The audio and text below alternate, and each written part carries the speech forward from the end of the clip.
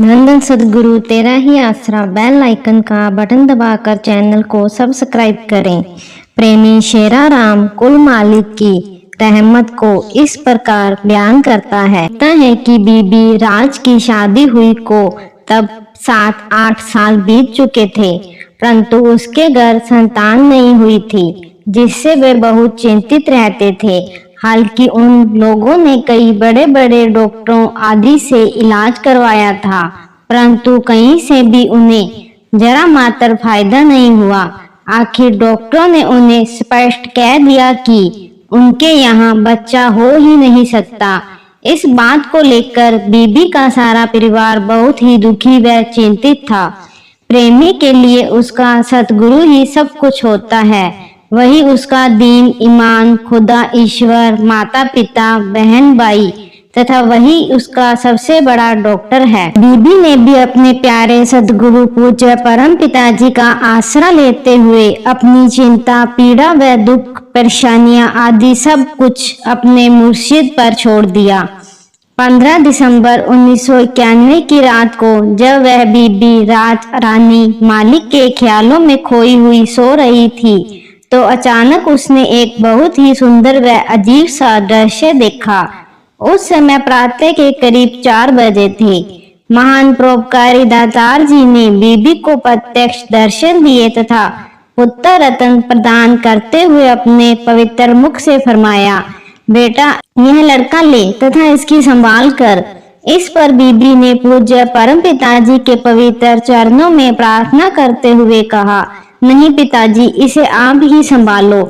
दूसरी बार कुल मालिक जी ने फिर उसे लड़का रख लेने तथा उसकी सेवा संभाल करने के लिए हुक्म फरमाया, परंतु बीबी ने फिर इनकार करते हुए, नहीं पिताजी, यह बच्चा मेरी माता को दे दो, वही संभाल करेगी। इस पर सर्वसम्मत दयालु परम पिताजी ने फरमाया, नहीं, तेरी माता ने नहीं बल्कि इस बच्चे की संभाल तूने ही करनी है। और इन वचनों के साथ ही सच्चे पातशाह जी ने बीबी को एक बहुत ही खूबसूरत मखमली कपड़ा प्रदान किया तथा हुक्म फरमाया, ले बेटा, इस कपड़े में लपेट कर ले जा। इसके साथ ही वालिद दो जहां सदगुरु जी एकदम अदृश्य हो गए। बहुत ही सुंदर तथा लुभावना सपन था। बीबी तो चाहती थी कि वह मनमोहक दृश्य स्थायी रूप से बना ही रहता और वह अपने सतगुरु दातार जी के नूरी दर्शनों का हर समय नजारा लेती। जब उसकी आंख खुली तो वहां कुछ भी नहीं था, न वह कपड़ा, न पुत्र और न ही वहां पर कुल मालिक कहीं विराजमान थे।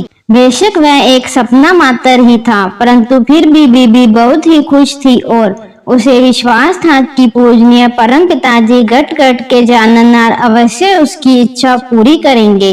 सदगुरु जी महान परोपकारी दाता हैं। इसके यहाँ किसी भी प्रसाद की कोई कमी नहीं है। कई बार इन संसारिक जीवों से कोई भूल चूक हो जाती है अथवा इन्हें मांगना नहीं आता, इसलिए वे मालिक की इलाही दात प्राप्त करने से वंचित रह जाते हैं। अगर पूर्ण सतगुरु से मांगे, जो कि दोनों जहानों का मालिक व पालक है, तो हो ही नहीं सकता कि वह उसके द्वार से खाली लौटे। अवश्य सदगुरु की रहमतों से अपनी झोली भर कर ही लौटता है, परंतु साधक प्रेमी का विश्वास पूर्ण होना चाहिए। सदगुरु ही सच्चे पातशाह जी ने उस प्रेमी परिवार पर अपनी रहमत की वर्षा कर दी। मालिक की कृपा से 15 दिसंबर 1992 को प्रातः 5 बजे बीबी के घर एक पुत्र ने जन्म ले लिया। दयालु दातार जी की उस इलाही दात को पाकर सारे परिवार में प्रसन्नता की लहर दौड़ गई।